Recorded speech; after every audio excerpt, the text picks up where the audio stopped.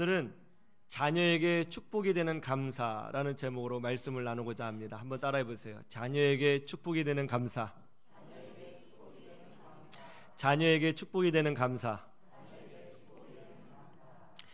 대전에서 목회하고 있는 목사님에게서 들은 이야기입니다. 이 목사님 교회에 연구원으로 있는 엘리트 집사님 부부가 있었대요. 정말 신앙도 좋고 똑똑하고 예의 바르고 봉사도 잘하고 교회를 잘 섬기는 정말 교회에서 모범이 되는 그런 가정이었답니다. 그런데 이 아름다운 가정에게 아픔이 하나 있었어요. 그것은 중학교 3학년 된 아들이었습니다. 이 엘리트 부부는 공부를 잘한 집안인데 이 아이는 공부를 못했습니다. 아니, 공부를 못하는 정도가 아니고 학교에를 가기 싫어했어요. 그리고 학교에 가면 항상 문제를 일으키는 거죠. 그래서 이 부부에게는 항상 이 아들이 큰 아픔이었고 기도 제목이었습니다. 날마다 목사님을 찾아와서 기도 부탁을 했어요. 목사님, 우리 아이를 위해서 기도해 주세요. 목사님도 이 가정을 위해서 열심히 기도했습니다. 그런데 참 이해를 하지 못하는 것이 하나 있었다는 거예요.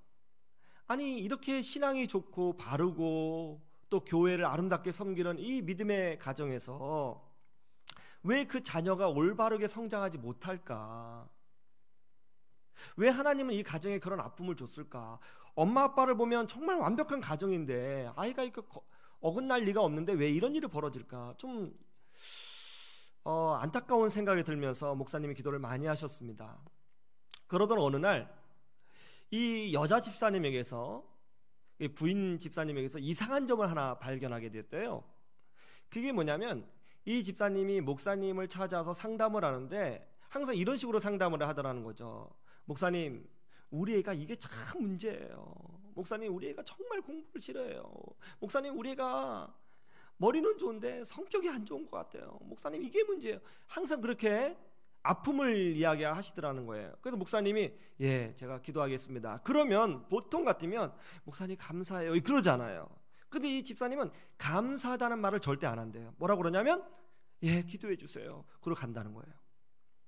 그전에는 그게 좀 이상하다고 못 느꼈는데 어느 순간 좀 반응이 좀 독특하다, 그런 느낌이 들었대요. 그러면서 든 생각이 뭐냐면 이 집사님이 교회에서는 정말 모범이 되는 생활을 하고 있지만 정작 집에 돌아가서는 아이에게 엄청나게 많은 잔소리를 하겠구나, 어떤 푸시를 하겠구나, 그런 느낌이 들더라는 거예요. 하나님이 목사님의 기도에 응답하셨을까요? 이 문제 많은 아들에게 놀라운 변화가 일어났습니다. 교회에서 필리핀으로 단기 선교를 가게 되었어요. 이 아이도 같이 단기 선교에 참여하게 되었습니다. 선교지에 가서 낮에는 봉사하고 밤에는 집회를 하는데 이 아이는 집회에 참여하지 않는 거예요. 예배를 싫어해요. 찬양을 싫어해요. 남들은 다 이 밤에 예배당에 들어가서 찬양하고 말씀 듣고 막 은혜가 충만한데 이 아이는 예배당 밖에 나와서 그 예배당 밖에 있는 마당에 혼자 배배 돌아다니면서 겉도는 거예요. 그때 선교사님이 가만히 내버려 뒀답니다. 그 다음날 집회에도 역시나 이 아이는 예배를 드리지 않고 혼자 겉도는 거예요. 그러더니 이 아이가 좀 미안했던 모양이죠. 그 다음날 선교사님을 찾아와서 이렇게 이야기하더래요. 선교사님, 저는 예배 드리는 거 싫고요, 대신 저기 집 짓는 데 가서 시멘트 섞을게요. 그러더래요. 그래, 그럼 네가 가서 시멘트 섞어라. 그랬더니 이 아이가 가서 시멘트 포대에 날라가지고 현지인들과 함께 집 짓는 봉사가 있거든요. 막 시멘트를 열심히 섞는데요, 정말 힘들다라는 말 한마디도 안 하고 아침 새벽부터 밤늦게까지 그렇게 열심히 시멘트를 섞더라는 거예요. 그리고 시멘트만 열심히 섞고 이제 귀국을 하게 되었습니다. 그런데 놀라운 일이 벌어졌어요. 이 아이가 한국에서 담배를 끊었어요. 그리고 친구를 정리하더니 공부하기 시작합니다. 전교 꼴등이었던 아이가 성적이 올라서 중위권, 중상위권까지 성적이 올랐어요. 지금 자퇴를 해야 되느냐 말아야 되느냐 하는 이 아이가 이제 공부를 잘한 아이로 완전히 바뀐 거죠. 이렇게 바뀌니까 엄마 아빠가 놀랬죠. 그 집사님이 찾아와서 목사님에게 물었어요. 목사님, 도대체 무슨 일이 있었던 거죠? 거기서 어떤 은혜를 받았기에 우리 아이가 이렇게 변한 건가요? 목사님이 특별한 거 없었다고, 시멘트만 섞는 거 봤다고. 애가 봉사만 했지 특별한 거 없다고. 아니 예배당에서 막 기도하다가 어떤 은혜 같은 거 받은 거 아니냐고. 아니 그런 거 없고 얘는 예배 안 드렸고 시멘트만 열심히 섞다가 왔다고. 그럼 그럴 리가 없다고 막 이제 그런 얘기를 하게 된 거예요. 나중에 이제 선교사님을 통해서 알고 보니까 이런 얘기가 들리는 거예요. 이 아이가 이제 시멘트를 섞으면서 일을 할 때 현지인들과 같이 일했잖아요. 근데 그 봉사가 이제 현지인들 집을 지어주는 거거든요. 그래서 현지인들이 얼마나 고맙겠어요. 근데 이 아이에게 연신 참 고맙다, 땡큐, 잘한다, 감사하다, 그런 말을 계속 해줬던 모양이에요. 그러니까 이 아이가 신이 난 거죠. 거기서 신이 난 거예요. 아, 나 같은 사람도 여기서 쓰임 받을 수 있구나, 그런 생각을 하게 된 거예요. 완전히 바뀐 거죠. 이 아이에게 꿈이 뭐냐고 물어봤더니 학교 졸업하고 필리핀 가서 사는 거래요. 제가 이 이야기를 듣고 이런 생각을 했습니다. 사람을 변화시키는 것은 어떤 잔소리가 아니라 그 아이의 마음을 움직이는 감사, 감동이구나. 감사는 머물러 있는 것이 아니고 흘러가는 거구나, 그런 생각을 했습니다. 오늘 본문 말씀도 그런 내용이에요. 오늘 본문 말씀은 예수 그리스도의 보혈의 피로 용서받은 하나님의 자녀, 예수님을 나의 구주로 고백하는 하나님의 자녀, 이미 구원받은 하나님의 자녀, 여러분은 이미 예수 그리스도의 보혈의 피로 용서받고 구원받은 하나님의 자녀인 줄로 믿습니다. 이 하나님의 자녀들이 이 땅에서 어떠한 신앙의 자세를 가지고 살아야 되느냐 하는 문제에 대해서 답변을 주고 있는 내용이에요. 어떤 신앙 자세로 살아야 되느냐, 이렇게 살아야 된다는 거죠. 15절을 보세요. 15절 시작. 그리스도의 평강이 너희 마음을 주장하게 하라. 너희는 평강을 위하여 한 몸으로 부르심을 받았나니 너희는 또한 감사하는 자가 되라. 뭐라고 말씀하고 있어요? 예수 그리스도의 평강이 우리 마음을 주장하게 하라, 즉 지배하게 하라, 이렇게 말씀하고 있어요. 왜 그렇죠? 여러분, 우리가 예수님을 믿어도 신앙생활하면 우리 안에는 끊임없이 갈등, 열등감, 두려움, 조급함, 분노, 짜증, 이런 것들이 일어나는 거거든요. 마음의 평강이 깨지면 아무것도 못해요. 그래서 우리는 의도적으로 예수 그리스도의 평강이 우리 마음을 지배하도록 노력을 해야 된다는 거죠. 그러면서 덧붙인 말씀이 뭐예요? 또한 뭐하는 자가 되라? 감사하는 자가 되라고 말씀하고 있습니다. 그런데 이 감사에 대한 부분이 한 절로 끝난 것이 아니라 반복적으로 나오고 있어요. 16절을 보시죠. 시작. 그리스도의 말씀이 너희 속에 풍성히 거하여 모든 지혜로 피차 가르치며 권면하고 시와 찬송과 신령한 노래를 부르며 감사하는 마음으로 하나님을 찬양하고. 우리는 하나님을 찬양하는 삶을 살아야 되는 줄로 믿습니다. 찬양의 권세가 있고 능력이 있는 줄로 믿습니다. 그런데 어떤 마음으로 찬양하라고요? 그냥 무의미하게 찬양하고 노래하는 것이 아니라 감사하는 마음으로 찬양하라는 거예요. 하나님이 베풀어 주신 은혜, 하나님의 그 놀라운 사랑, 하나님의 돌보아 주심, 하나님의 용서, 나 같은 자를 세워주신 그 하나님의 그 놀라운 자비, 그것을 마음에 품고 감사하며 찬양하라고 오늘 권면하고 있습니다. 그러면서 17절에 또 이렇게 말씀하고 있어요. 시작. 또 무엇을 하든지 말에나 일에나 다 주 예수의 이름으로 하고 그를 힘입어 하나님 아버지께 감사하라. 무슨 일을 하든지, 봉사를 하든지 섬기든지, 신앙 안에서 서로 교제를 하든지 신앙생활 하든지 가정생활 하든지 무슨 일을 하든지 무슨 말을 하든지 간에 다 하나님 아버지께 감사하며 행하라고 권면하고 있습니다. 여기 보면 15절, 16절, 17절 이 세 절의 연속으로 나오는 단어가 뭐냐면 감사라는 단어예요. 여러분, 무엇이든지 반복이 3번 되면 이것은 중요하다는 뜻이에요? 안 중요하다는 뜻이에요? 매우 중요하다는 뜻이죠. 이 3번으로 연속 감사라고 권면하고 있어요. 우리 그리스도인의 신앙 자세 첫 번째 해야 될 것이 뭐냐? 감사의 자세를 가지고 있으라는 거예요. 그러면서 18절, 19절 말씀을 이어가고 있다는 거예요. 이게 중요해요. 18절, 19절 한번 읽어보죠. 시작. 아내들아 남편에게 복종하라. 이는 주 안에서 마땅하니라. 남편들아 아내를 사랑하며 괴롭게 하지 말라. 자녀들아 모든 일에 부모에게 순종하라. 이는 주 안에서 기쁘게 하는 것이니라. 자, 보세요.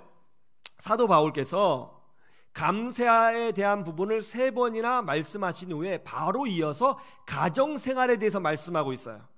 이 순서를 왜 그렇게 하셨을까요?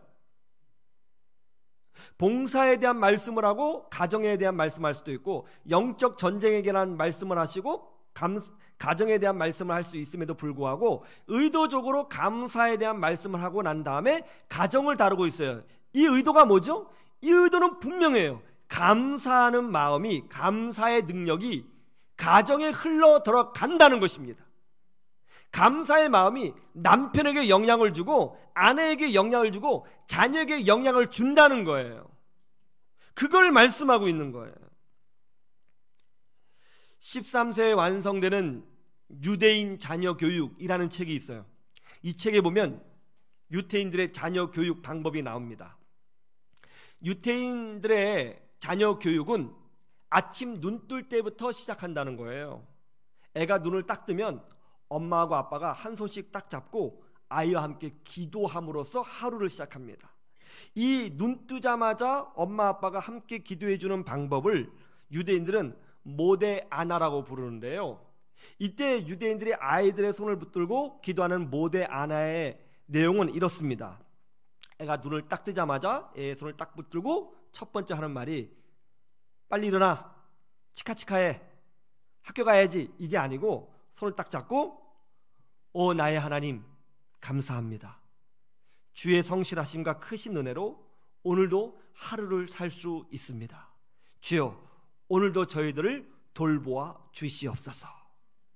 그게 첫 번째, 날마다 1년 365일 아이의 손을 붙들고 하는 기도라는 거예요. 유대인들처럼 고난을 많이 받은 민족이 또 있을까요? 유대인들처럼 어려움을 많이 당한 민족이 또 있을까요?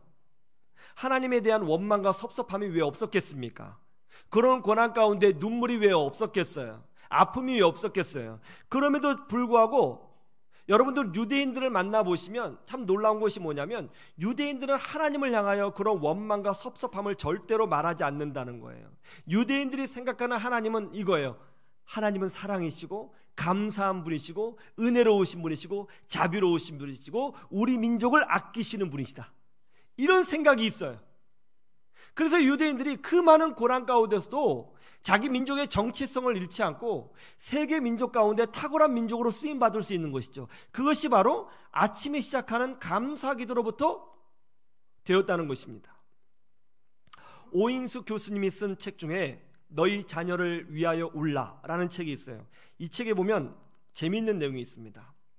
오인수 교수님이 학교에서 강의를 할 때 아주 좀 독특한 여자아이가 있었습니다. 이 아이는 정말 햇살같이 밝은 아이였고요. 긍정적인 아이였어요. 그리고 웃음소리가 아주 맑았어요.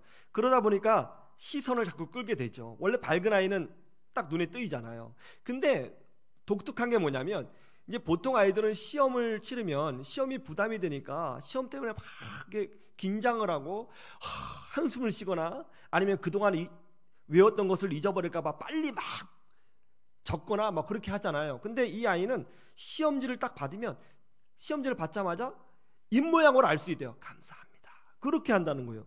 아니 시험지를 받아놓고 감사합니다라고 말하는 아이가 있나? 너무 좀 독특하다. 나중에 이 아이의 어머니를 만나게 되었답니다. 근데 어머니도 아주 독특한 분이었어요. 교수님하고 대화를 하는데 항상 이런 식으로 대화하더라는 거예요. 아유 감사한 일이죠. 아이고 감사하죠. 얼마나 고마운 일이에요. 정말 좋죠. 감사하죠. 이런 단어가 계속 이어지더라는 거예요. 부모의 감사가 자녀에게 흘러갔구나. 그런 생각을 했다는 거죠. 여러분 우리는 자녀들 앞에서 남편 앞에서 아내 앞에서 끊임없이 하나님께 감사하는 모습을 보여주어야 합니다. 여러분 교회에 다니다 보면 신앙생활 하다 보면 안 좋은 일을 경험할 수 있거든요. 부정적인 일을 볼 수가 있어요. 그럴 때 절대 그런 부정적인 것을 집에 가서 자녀들이 듣는 데다 하지 마십시오. 우리 자녀들의 영혼을 죽입니다. 남편에게 하지 마십시오.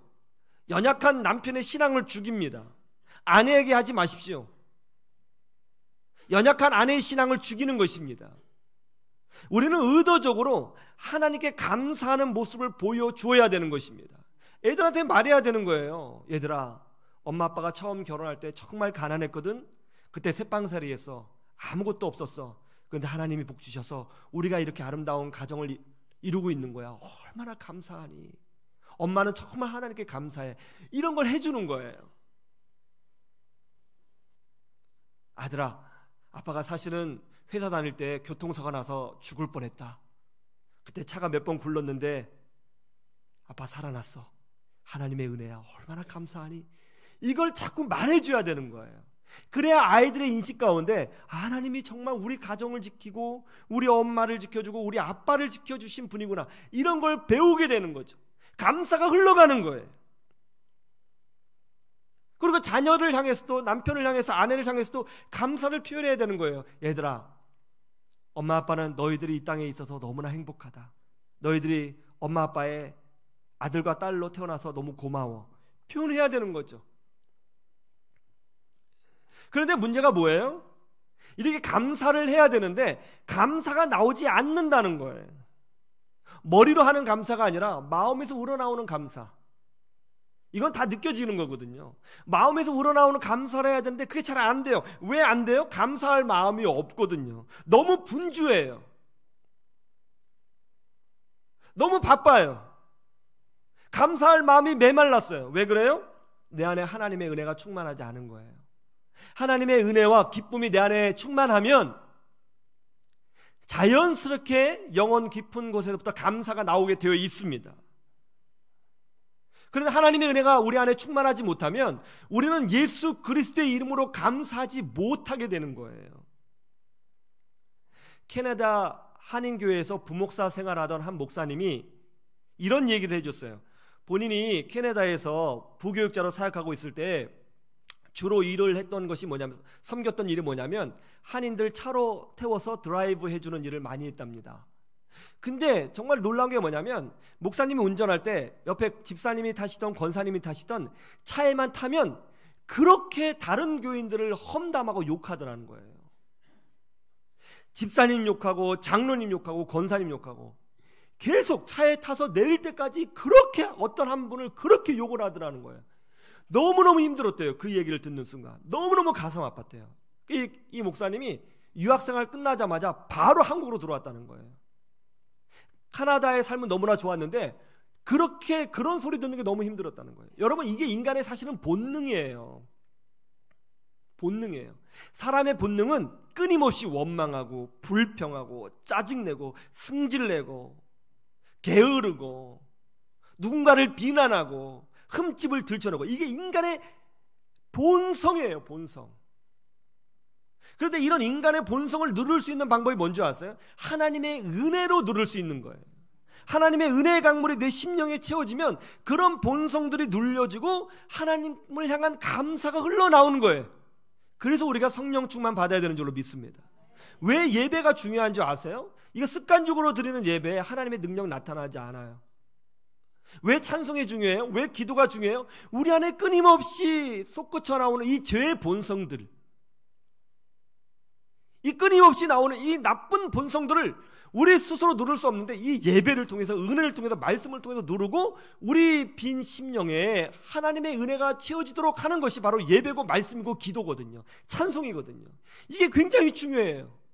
우리 영혼에 이런 감사가 채워져 있을 때 이런 감사가 우리 자녀와 손주에게 흘러가는 거예요.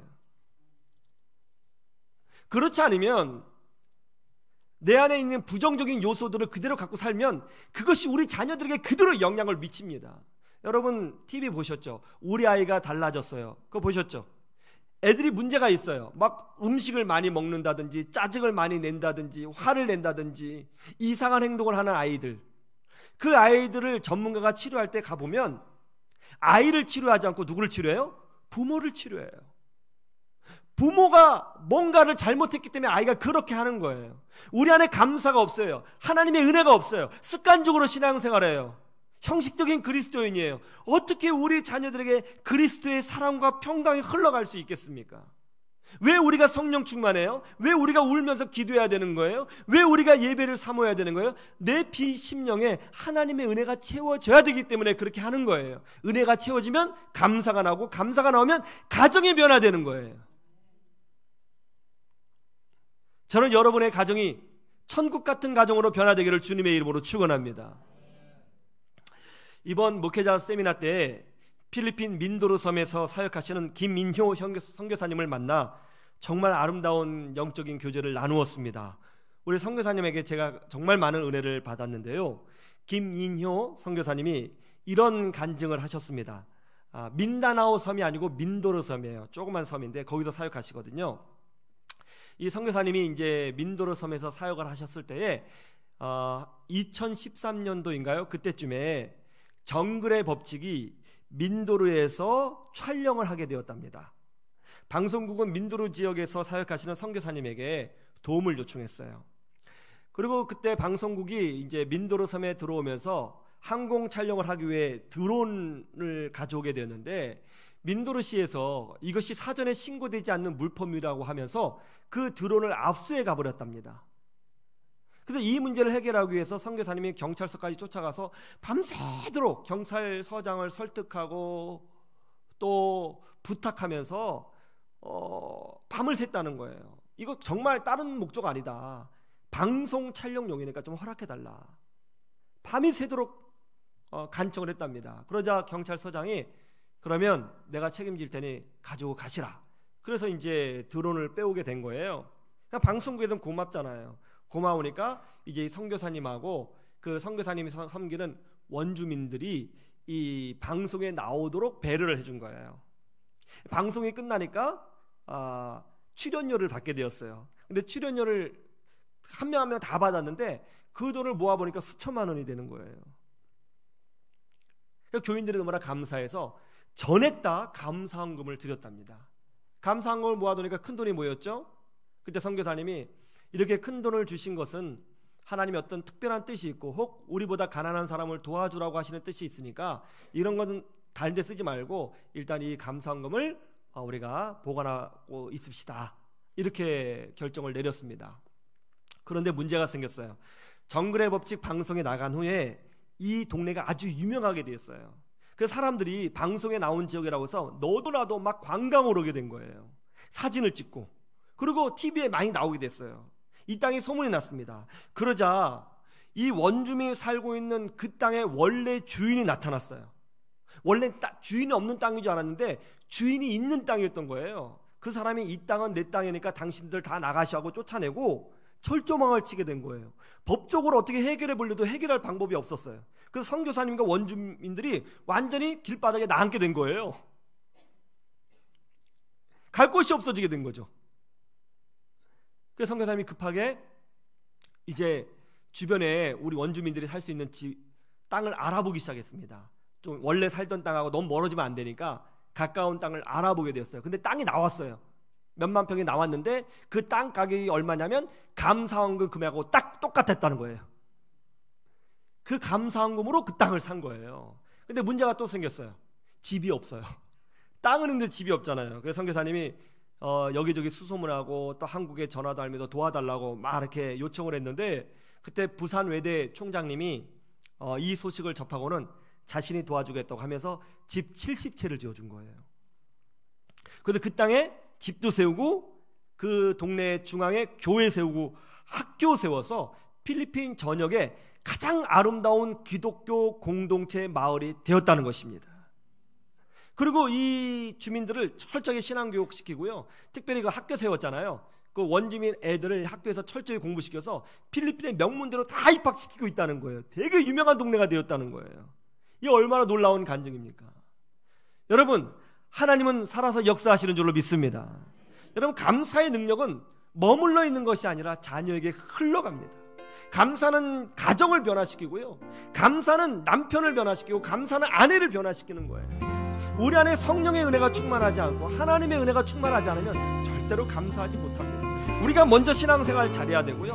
하나님의 은혜를 사모해야 되고요. 말씀을 사모해야 하겠습니다. 우리 안에 감사를 채워야 하겠습니다. 여러분, 감사하십시오. 그래서 여러분의 가정과 일터가 하나님이 일하시는 천국이 되기를 주님의 이름으로 축원합니다. 축원합니다. 이 시간 함께 찬송하고 우리 기도했으면 좋겠습니다.